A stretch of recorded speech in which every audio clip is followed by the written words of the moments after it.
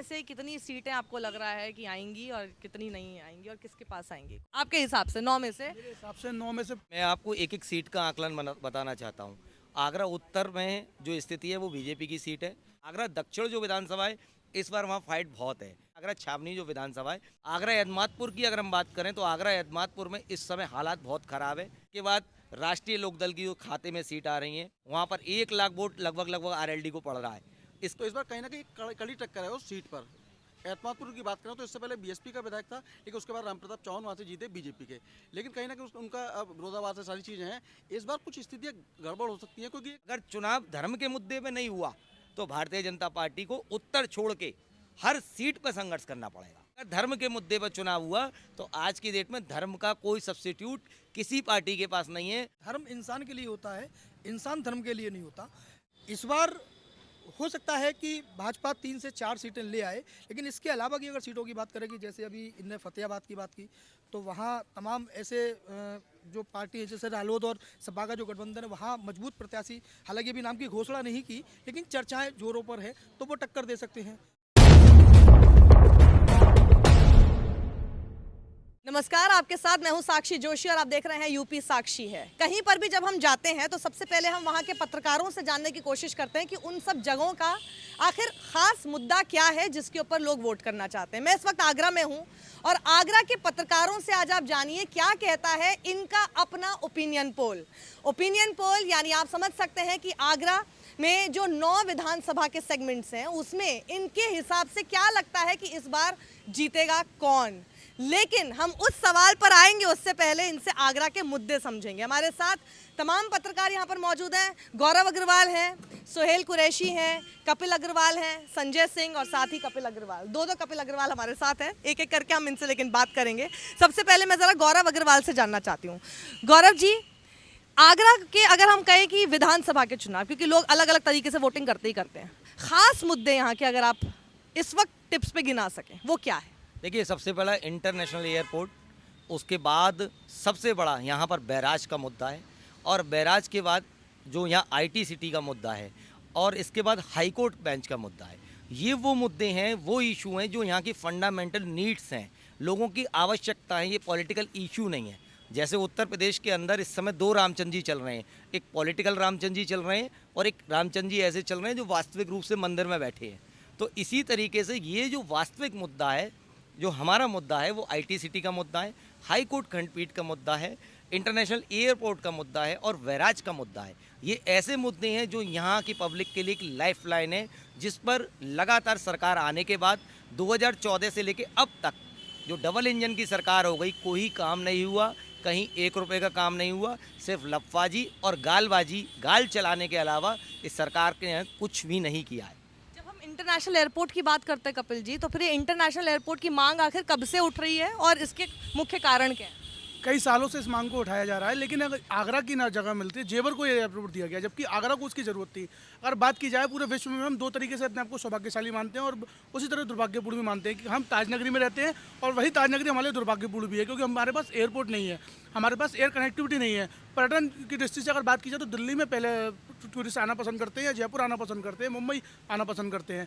Direct Agra आ ही नहीं पाते, क्योंकि यहाँ फ्लाइट नहीं है उतर सकती, यहाँ एयरपोर्ट नहीं है, ना स्टे करने की कोई व्यवस्था नहीं है। तो सरकार को बहुत ज़्यादा यहाँ ध्यान देने की जरूरत थी, लेकिन सरकार ने आगरा के साथ छल किया और उस एयरपोर्ट को जेवर की ओर दिया। यही कारण है कि हम लोग आगरा में और अपने आप को 20 साल पीछे महसूस कर रहे हैं। क्या ये मुद्दे वैसे होते हैं जब ये लोग इलेक्शन के लिए आते हैं, तो क्या ये एयरपोर्ट आएगा, हमारे राज्य में आएगा, ऐसी ऐसी बातें करते हैं यहाँ पे लोग? बिल्कुल, यहाँ जो मुद्दा है एयरपोर्ट का मुद्दा इसलिए भी जरूरी है कि पर्यटन सिटी है, तो पर्यटन नगरी है, तो कम से कम एयरपोर्ट होगा तो होटल इंडस्ट्री भी रहेगी।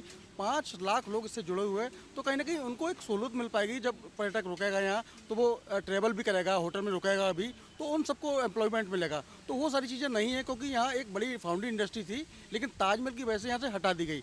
जनरेटर इंडस्ट्री थी, वो ताजमहल की वजह से हटा दी, जो इंडस्ट्री थी वो हटा दी यहाँ से।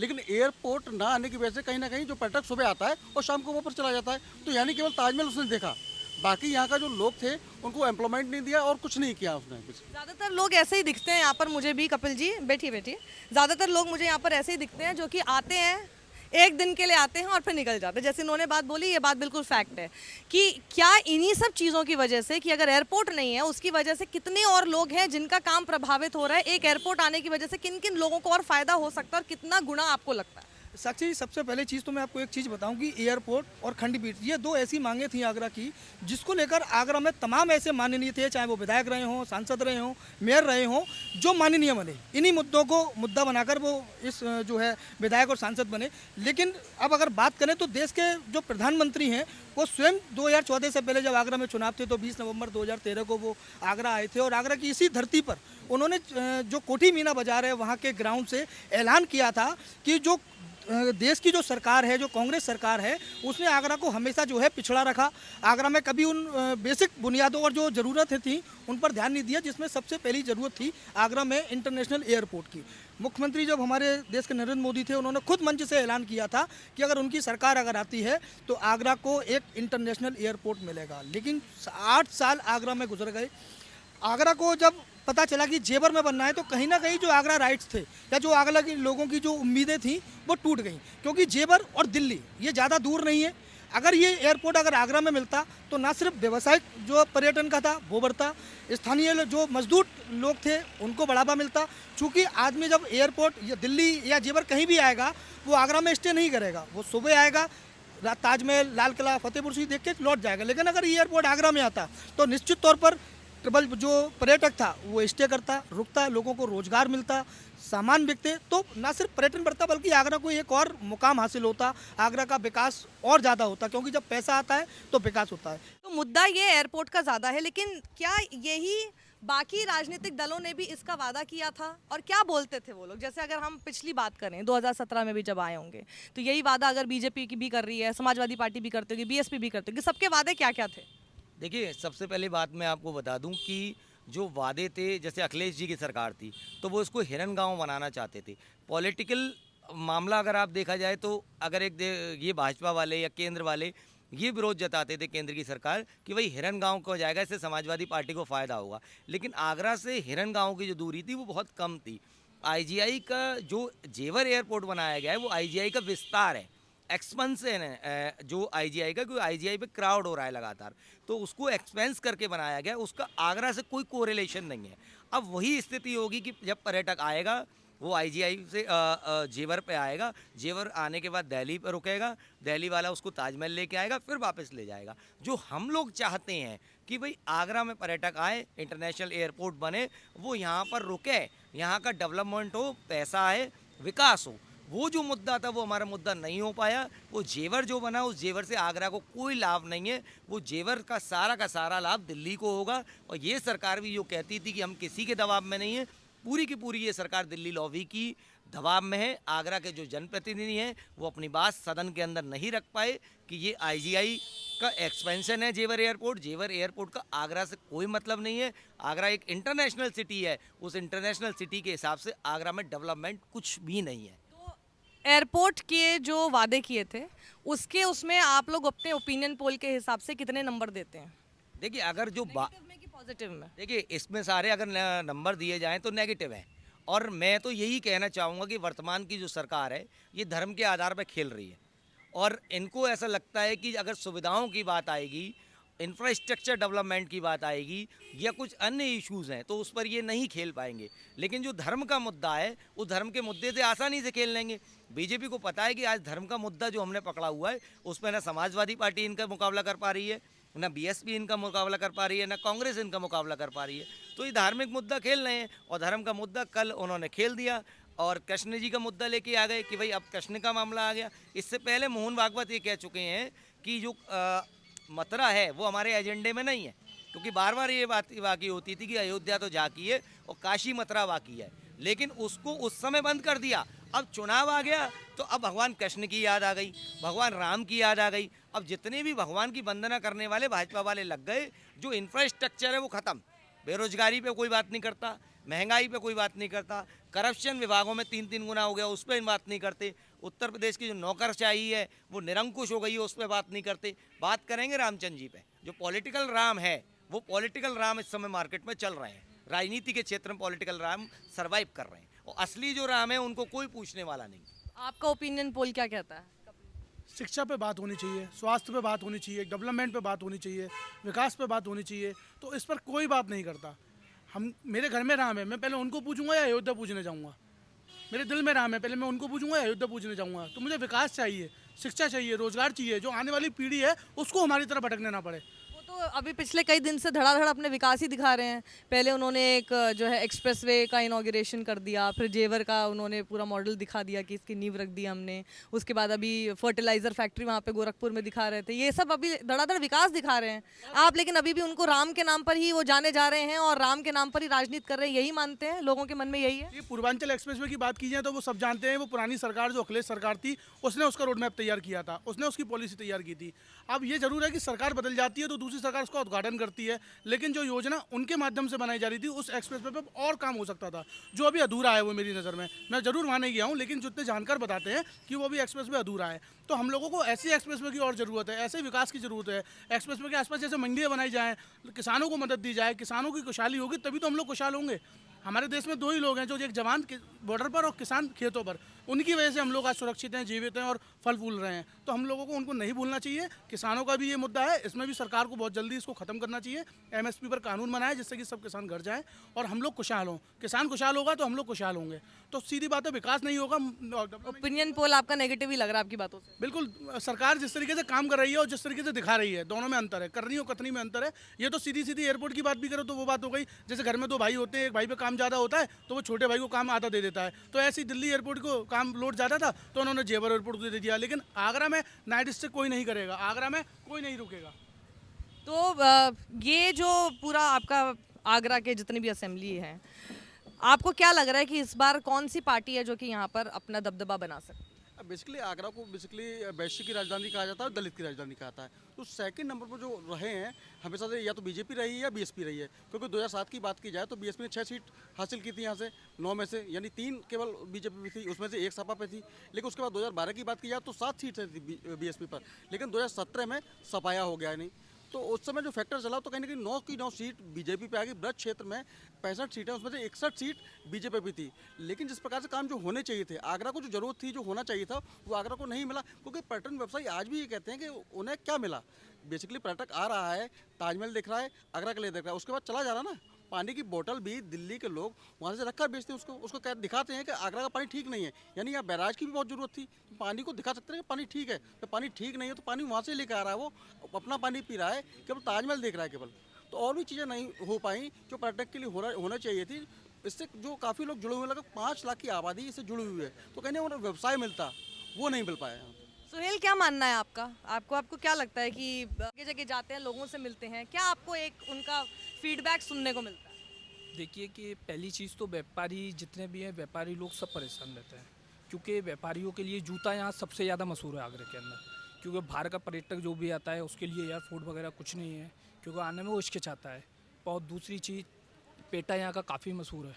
अब व्यापारियों की भी बात करी है तो व्यापारी भी संतुष्ट नहीं है इस सरकार से, क्योंकि यहाँ पानी की सबसे ज़्यादा समस्या है। सड़कों को आप देख लीजिएगा, सड़कों को बिल्कुल गड्ढे हैं, जहाँ जो निकल जाए कोई सुरक्षा नहीं है। मतलब आने में यहाँ पर्यटक बिल्कुल संतुष्टि वो करता है, आ नहीं पाता है। इसलिए कि यहाँ माना जाता है कि सबसे ज़्यादा यहाँ दिक्कत जो भी है, जो पर्यटकों को सबसे ज़्यादा एयरफोर्स की ज़रूरत है। जैसे एयरफोर्स नहीं है यहाँ, जूते का व्यापारी जैसे बाहर से आता है, यहाँ गड्ढे हैं जैसे कि, और यहाँ जैसे भी कि अपनी गाड़ी भी लेकर आता है तो परेशान रहता है, वो घंटों जाम में लगा रहना पड़ता है। वो कह रहे हैं 25 करोड़ जो यहाँ की जनता है वो सब मेरा परिवार है। आपको लगता है जब आप लोगों के बीच जाते हैं तो ये महसूस करते हैं, ऐसी वाली फीलिंग लोगों के अंदर है कि उनको परिवार की तरह माना जा रहा है? मैम, सबसे पहली चीज़ मैं आपको एक बताना चाहूँगा कि दिल्ली की मोदी सरकार हो या प्रदेश की योगी सरकार, ये यूपी को नंबर 1 बताते हैं। और यूपी से लेकर दिल्ली, बिहार और तमाम ऐसे प्रदेश हैं जहाँ यूपी नंबर 1 के पोस्टर लगे हैं। अब मेरी एक बात समझ में नहीं आती, इस प्रदेश की जो आबादी है वो लगभग 23 करोड़ है और यूपी गवर्नमेंट बड़े बड़े होर्डिंग और बैनर लगाती है जिस पे लिखता है कि हमने 15 करोड़ लोगों को मुफ्त राशन बांटा। यानी एक तरफ आप कहते हो कि यूपी हमारा नंबर 1 है, तो दूसरी तरफ बात अगर आती है कि आपके प्रदेश में यानी 70% जनता ऐसी है जो कमाकर अनाज भी नहीं खरीद सकती, तो फिर प्रदेश में विकास आपने किस चीज़ का किया? ये सबसे बड़ा सवाल है कि अगर आप 125 करोड़ 138 करोड़ लोगों को, अगर 80 करोड़ लोगों को अगर आप अनाज बांट रहे हो, आपको मुफ्त राशन देना पड़ रहा है, तो फिर विकास आखिर हुआ कहाँ? अगर 138 करोड़ लोगों में से अगर 80 करोड़ लोगों को, यानी 70% वहाँ भी है, अगर आप अनाज मुफ्त अगर बांट रहे हो, लोग सुबह 5 बजे से लाइन में लग रहे हैं, तो फिर विकास आखिर हुआ कहाँ? या तो कागजों में हुआ, या फिर आपने जो फोटो शेयर किए हैं पब्लिक के बीच में, वहाँ से हुआ। मतलब आप ये कह रहे हैं बिल्कुल दोहराभास है दोनों चीज़ों में। एक तरफ आप इस बात के पोस्टर लगा रहे हैं कि हम नंबर 1 है, दूसरी तरफ आप 15 करोड़ लोगों को राशन मुफ्त में बांट रहे हैं। तो ये कैसा विकास है भाई? रोजगार तो एजेंडे में ही नहीं है ना। रोजगार, अब जब मुख्यमंत्री जब आए थे तो मैनिफेस्टो उन्होंने साफ तौर पर कहा था कि हम 70 लाख रोजगार देंगे। आज मुख्यमंत्री खुद अपने मुंह से कहते हैं कि हमने 4.5 लाख रोजगार दिए, लेकिन कहाँ दिए? अगर पकौड़ा तलने को, या जैसे ये मेरा भाई मैगी का पॉइंट लगा के बैठा है, अगर इसको ही अगर रोजगार मानते तो फिर कांग्रेस, बसपा, सपा, ये इन्होंने भी दिया। भाई अगर कोई, मैं अगर पढ़ रहा हूँ, लिख रहा हूँ, तो मुझे परिवार चलाने के लिए कुछ तो करना पड़ेगा ना। बूट पॉलिश करने वाला भी व्यापार कर रहा है इस हिसाब से, तो फिर आपका व्यापार, आपका रोजगार कौन सा है? दूसरी चीज़, आप कहते हो शिक्षा और स्वास्थ्य, आप कंपेरियन करते हो दिल्ली में ये समस्या थी, ये समस्या थी। आप दिल्ली की फैसिलिटीज़ देखो और अपने यूपी की देखो। आज स्थिति ये थी, कोरोना काल में जब हम ग्राउंड जीरो पर जब गए, हमने देखा कि जो गरीब था, पैसे वालों की तो छोड़ दो क्योंकि वो तो फिर भी मैनेज कर लेते थे, गरीब को ना ऑक्सीजन मिली, यहाँ तक कि मरने के बाद उसे शमशान भी आसानी से नहीं मिला, एम्बुलेंस उसे मिली नहीं। लोगों को रिक्वेस्ट लोगों को करनी पड़ी कि साहब इसको ऑक्सीजन दिलवा दो, मर गया है, इसका अंतिम संस्कार करा दो। मोदी जी तो तारीफ कर रहे थे, सबसे अच्छी हैंडलिंग इन्होंने की। मैम, कहना और करना बहुत अंतर है। मेरे पास वो वीडियो हैं जो मैंने खुद अपने मोबाइल से बनाए हैं। मैं क्यू में डेड बॉडीज़ आपको दिखा दूंगा, जहाँ 12 डेड बॉडीज़ क्यू में लगी हुई हैं। 18 घंटे की वेटिंग थी। आगरा डीएम और आगरा प्रशासन कहते थे कि आगरा में 4 मौतें हुई हैं, जबकि सिर्फ एक ही शमशान घाट पर 124 मौतों का डाटा मेरे पास है। और ये बोलने पे एफआईआर ना हो जाए? अरे मैडम, मैं तो रोज़ लिख रहा हूँ, करो ना, फिर मैं भी कोर्ट जाऊँगा। भाई अगर आप मुझ पर डालोगे तो मैं भी तो कोर्ट जाऊँगा ना। तो मैं ये कहता हूँ कि जो आप कह रहे हो शिक्षा, आप किसी भी सरकारी स्कूल में चले जाइए, मैं दावा, आप लोगों की आज़ादी छीनी है क्या पत्रकारों की? मैडम, लेकिन फिर भी इस काबिल तो है कि अपनी आज़ादी बचाए हुए हैं। क्या है जो आपको बचाए रख रहा है? मतलब ऐसी क्या चीज़ है कि डर भी नहीं लग रहा है? वरना आप जुनून कह सकती हैं, हमारा स्वाभिमान कह सकती हैं। क्यों? क्योंकि हमने कभी किसी से कुछ लिया नहीं।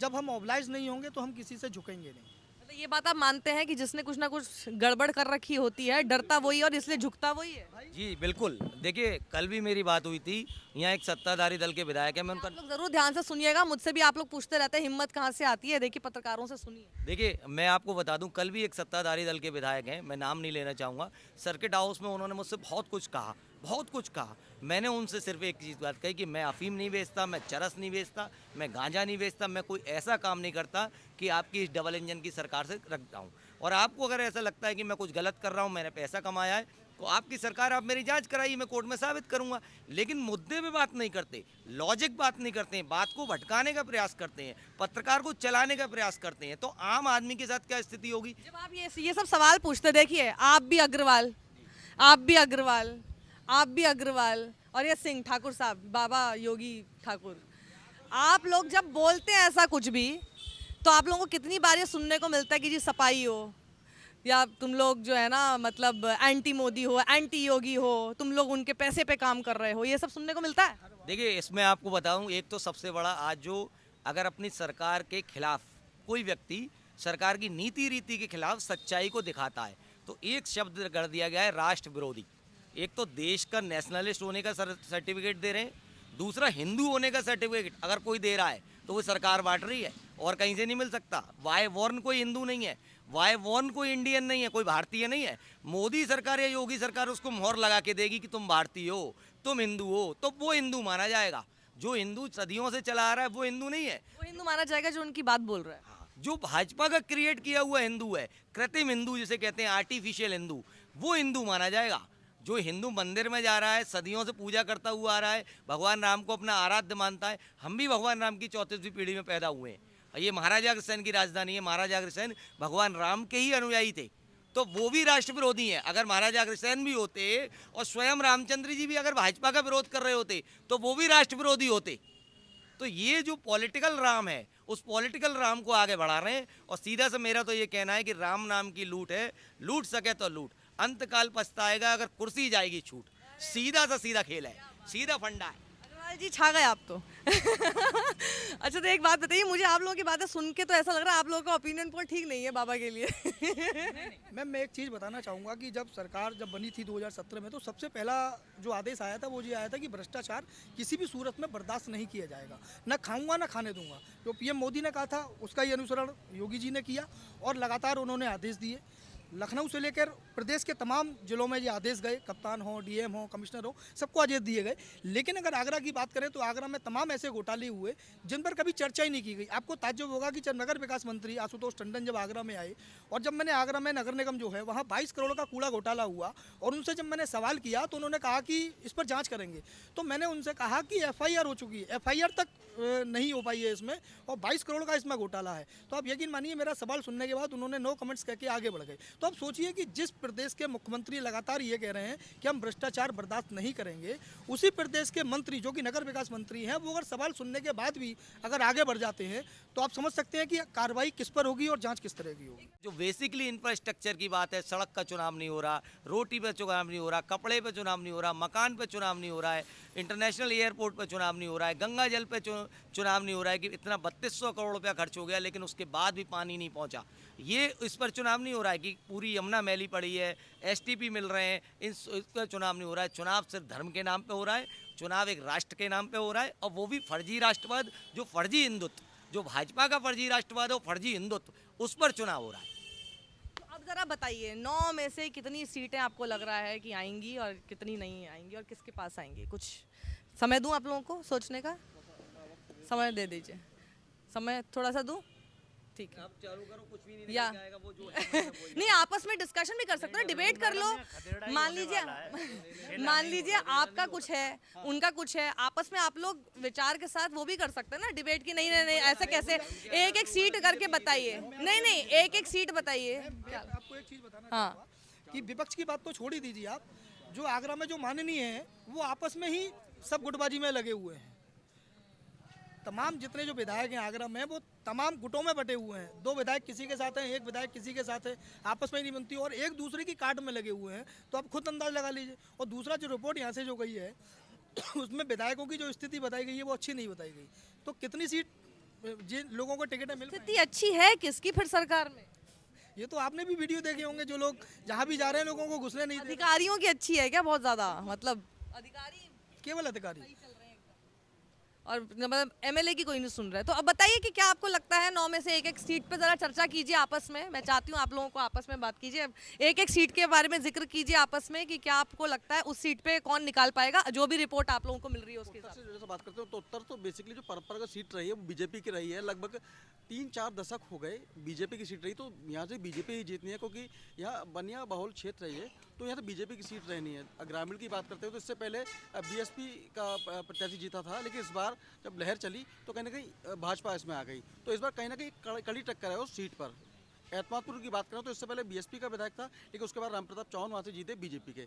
लेकिन कहीं ना कहीं उनका अब विरोधाभास से सारी चीज़ें हैं। इस बार कुछ स्थितियाँ गड़बड़ हो सकती हैं क्योंकि एक टक्कर आमने सामने फाइट हो रही है, क्योंकि जो धर्मपाल थे BSP में वो सपा से चुनाव लड़ रहे हैं वहाँ से, वहाँ बघेल वोटों का बड़ा एक वो रहता चीज़ें। तो ये सारी चीज़ें अभी चल रही हैं। तो 9 में से कितनी सीट आपको लग रहा है बीजेपी की आएगी? बीजेपी की लगभग 6 सीट 5 या 6 सीट मान सकते हैं अभी भी। मतलब कि 3 से 4 सीट का नुकसान होगा नुकसान हो सकता है बिल्कुल। और वो फायदा किसका होगा? वो फायदा कहने के BSP का फायदा होना चाहिए यहाँ, क्योंकि सेकंड पोजीशन पर हमेशा से BSP रही है। बिल्कुल, वो भी मैंने देखा बीजेपी और BSP के बीच में ही टक्कर रहती है यहाँ पे। आपके हिसाब से 9 में से मेरे हिसाब से 9 में से 4 सीटें बीजेपी इस बार ला पाएगी। कौन कौन सी? आगरा उत्तर तो मान ही लीजिए आप, दक्षिण में लगातार पेच रहता है, लेकिन इस बार मुस्लिम छोड़कर सब ब्राह्मण कैंडिडेट ढूंढ रहे हैं, तो इस चीज़ का भी दाव पेच लगता था। बड़ी लंबी हार जीत नहीं होनी है। लेकिन और जैसे कद्दावर नेता है, बाहर की सीट है, वो हम मुझे लगता है इस बार फिर भी बीजेपी के कब्जे में रहेगी, क्योंकि वहाँ से राजा परिवार लड़ता है और इस बार फिर दोबारा उनकी टिकट सेफली बचेगी, मेरे हिसाब से नहीं कटेगी। तो कुल मिला के 4 सीटें बीजेपी के खाते में रहेंगी और 5 सीटों पर सपा बसपा का कुछ ना कुछ गणित रह सकता है। सपा लगता है आपको कि कुछ? थोड़ा बहुत लग सकता है, क्योंकि पिछली बार भी दो सीटें सपा की रही हैं यहाँ, फतेहाबाद की और भा की। ये जरूर है कि भा वाले इस बार जो परिवार है वो भाजपा के साथ है, तो मेरे हिसाब से 4 से 5 सीटें बीजेपी के पास रहने वाली हैं। लेकिन अगर ब्रज की बात की जाए तो 62 में से जो 57 सीटें पहले आई थी, तो आधी सीटें बीजेपी को लाना भारी पड़ जाएंगी। स्थितियाँ बेहद ख़राब हैं, विकास के नाम पर कुछ नहीं है। स्मार्ट सिटी आगरा शहर है, 5-5 हज़ार हर करोड़ हर शहर को प्रधानमंत्री ने दिया था, जिसमें से आधे से ज़्यादा पैसा आगरा में आ चुका है।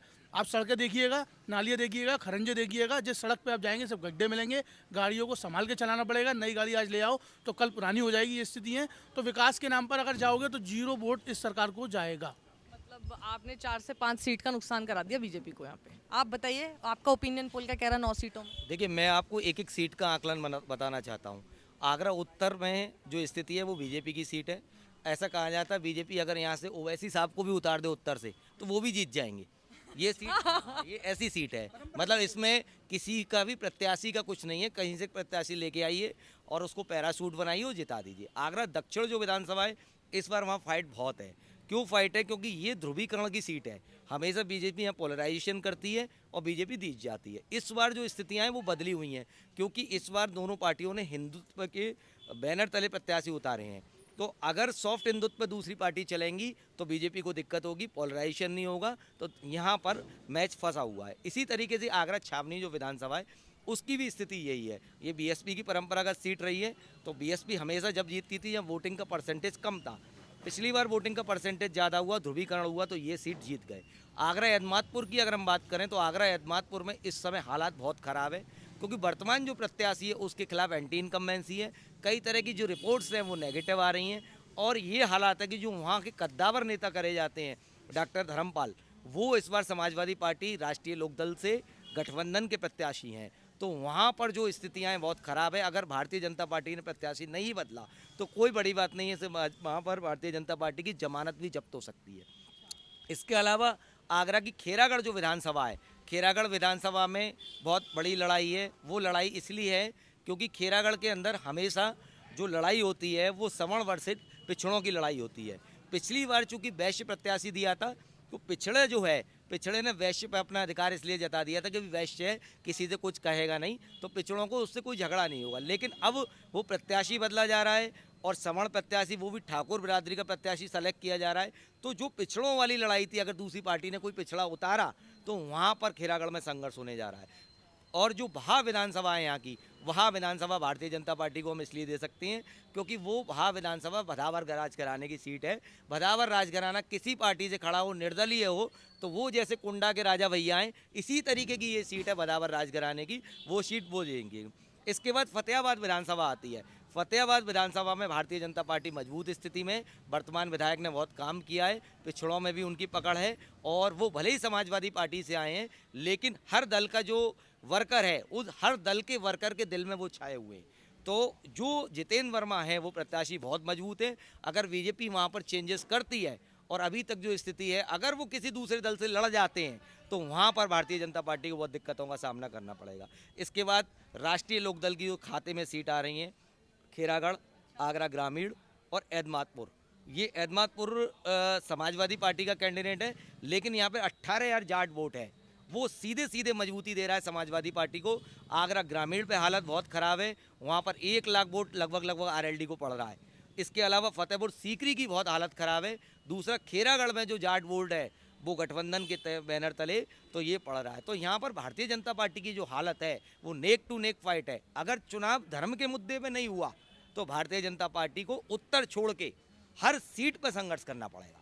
धर्म के मुद्दे पे तो होगा ही होगा, ये आप मान के लीजिए। मुद्दे पे चुनाव हुआ तो आप ये मान के चलिए कि भारतीय जनता पार्टी 8 सीट जीतेगी, कोई रोक जाएगी? बिल्कुल जीतेगी। अगर धर्म के मुद्दे पर चुनाव हुआ तो आज की डेट में धर्म का कोई सब्स्टिट्यूट किसी पार्टी के पास नहीं है। भारतीय जनता पार्टी के आईटी सेल ने उन सारे हिंदुओं को इस तरह का हिंदू बना दिया है कि वो हिंदू है ही नहीं, वो नकली हिंदू हैं। चाहे अखिलेश यादव हो, चाहे जयंत जी हो, चाहे मायावती जी हो, चाहे प्रियंका गांधी हो, ये सब नकली हिंदू हैं। जो असली हिंदू हैं वो उत्तर प्रदेश के मुख्यमंत्री योगी आदित्यनाथ हैं।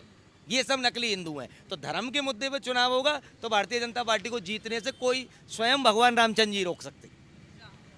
आप बताइए भैया, इन्होंने तो 8 सीटों पे जो है ना बोला, अगर क्योंकि ये कह रहे हैं अगर धर्म के नाम पे चुनाव हुआ, अगर तो मैं हटा ही देती हूँ, बीजेपी का चुनाव धर्म पे ही होता है, तो वो यानी उनके हिसाब से 8 सीटों पे जीते। आप कुछ इत्तेफाक रखते हैं इनकी बात से? थोड़ा सा नहीं, मैं इत्तेफाक इसलिए नहीं रखता क्योंकि धर्म इंसान के लिए होता है, इंसान धर्म के लिए नहीं होता। लोगों को अब ये समझ में आने लगा है कि सिर्फ धर्म के सहारे जो है वो अपनी ज़िंदगी नहीं गुजार सकते। उन परिवारों से पूछो जिनके बच्चों को जो है रोज़गार नहीं मिल रहा, जो रोजगार था वो इस कोरोना काल ने छीन लिया। उसमें सरकार, मैं ये नहीं कहूँगा कि सरकार का दोष है, पूरे विश्व के अंदर इस तरह की महामारी आई और उसने जो है व्यापार पूरी तरह से ख़त्म कर दिया।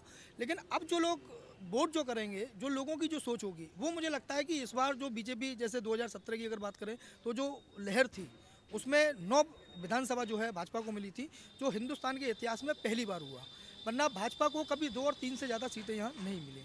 इस बार हो सकता है कि भाजपा 3 से 4 सीटें ले आए, लेकिन इसके अलावा की अगर सीटों की बात करें कि जैसे अभी इनने फतेहाबाद की बात की, तो वहाँ तमाम ऐसे जो पार्टी है, जैसे रालोद और सपा का जो गठबंधन है, वहाँ मजबूत प्रत्याशी, हालांकि अभी नाम की घोषणा नहीं की, लेकिन चर्चाएं जोरों पर है, तो वो टक्कर दे सकते हैं।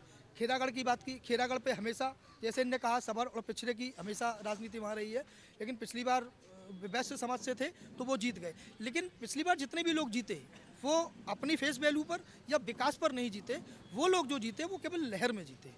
इस बार लहर नहीं है, लोगों को लगातार लहर नहीं है आपके हिसाब से? जी, इस बार अगर लहर होती तो तमाम जगह जहाँ आप पिछली बार तो मोदी लहर थी, इस बार योगी लहर भी नहीं है क्या? मैं आपको छोड़ू मैम, इस बार कहीं किसी की कोई लहर नहीं है। आप ये सोचिए कि जो सरकारें पहले ये कहती थी कि पेट्रोल और डीजल हमारे हाथ में नहीं है, हम नहीं घटा सकते, लेकिन जब उपचुनावों में इनको हार मिली तो सबसे पहले 12 रुपये, यानी केंद्र सरकार ने 5 रुपये और प्रदेश सरकारों में जहाँ जहाँ भाजपा की सरकार थी 7 रुपये कम किए। पेट्रोल की कीमतें कम हुई, 107 रुपये लीटर डलवाने वाला व्यक्ति अब 95 रुपये पेट्रोल डलवा रहा है। भाई जब आप कम कर ही नहीं सकते, फिर आपने ये कैसे कम कर दिया? तो कहीं ना कहीं जो उपचुनावों में जो पार्टी को जो निराशा जो मिली थी, कहीं ना कहीं उसका असर है।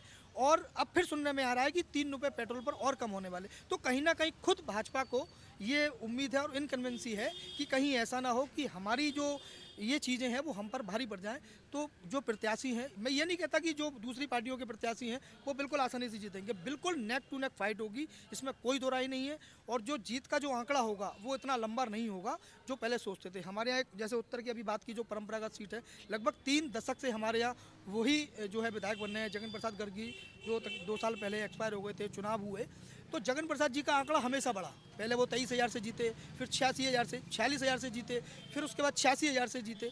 तो जिस तरह से ये आंकड़ा बढ़ रहा है, इस बार भी प्रत्याशी उत्तर से अगर जो भी लड़ेगा वो जीतेगा। हालांकि यहाँ भी आपस में ही काफ़ी जो है वो खींचतान भाजपा में ही चल रही है। अब हो सकता है कि इस बात का फ़ायदा भी जो है कहीं ना कहीं दूसरा उठा जाए। तो मुझे लगता है कि भाजपा को फिलहाल अभी जो है संयम बरतना चाहिए, और जो आपसी जो गुटबाजी है उसको सबसे पहले ख़त्म करना चाहिए, क्योंकि गुटबाजी ख़त्म नहीं हुई तो ये भाजपा की लिए बहुत नुकसानदायक होगी। आप लोगों ने बहुत अच्छी राय देकर मुझे लगता है बीजेपी को फायदे में पहुंचा दिया है, थोड़ा बता के कि क्या करना चाहिए अगर वो सुनना चाहे तो। कितनी सीटें आपके हिसाब से लग रहा है कि ले जाएगी भाजपा या नुकसान? मेरा मानना है कि 2 से 3 सीटें तो भाजपा के पास जाना चाहिए। आपके सबसे कम सीटें दी हैं इन्होंने भाजपा को कि 2 से 3 सीटें मिलेंगी उनको, ठीक है। तो ये तो 8 सीटें दे रहे हैं। अगर धर्म पे चुनाव हुआ, इन्होंने कहा मैं अगर को क्रॉस कर देती हूँ क्योंकि वो होगा ही होगा, तो उसके हिसाब से आप कह रहे हैं 8 सीटें 9 में से यहाँ पर आगरा से मिल जाएंगी उनको। आपने भी 3-4 सीटों का नुकसान कराया भाजपा को, उन्होंने भी 4 से 5 सीट का नुकसान करा दिया है। इन्होंने भी कम से कम 4 से 5 सीट का नुकसान कराया है। इन्होंने तो सबसे ज़्यादा 6 से 7 सीटों का नुकसान कराया है। तो ये देखिए आगरा के पत्रकारों का ओपिनियन पोल क्या कहता है वो आपने जाना। एक एक मुद्दे पर इन्होंने बात की। बात किसी मुद्दे पर कोई नेता नहीं कर रहा है, सरकार नहीं कर रही है, ना सुन रही है जनता क्या कह रही है। चुनाव सिर्फ हो रहा है धर्म पे, वही असलियत है, वही हकीकत है। और धर्म के नाम पर जब चुनाव हो रहा है, क्या लोगों को फर्क पड़ेगा कि उनके असली मुद्दे पीछे रह गए, धर्म ज़्यादा ऊपर आ गया, लेकिन वो धर्म क्या उनका पेट भर पा रहा है? अगर भर रहा है तो हो सकता है कि चुनाव में जीत हो जाए, नहीं भरेगा तो हो सकता है कि ओपिनियन पोल उस तरह के हो जिस तरह के कपिल जी ने, संजय जी ने बताए हैं। यहाँ पर कैमरा पर्सन अरविंद कुमार चौरसिया के साथ साक्षी जोशी। देखते रहिए यूपी साक्षी है।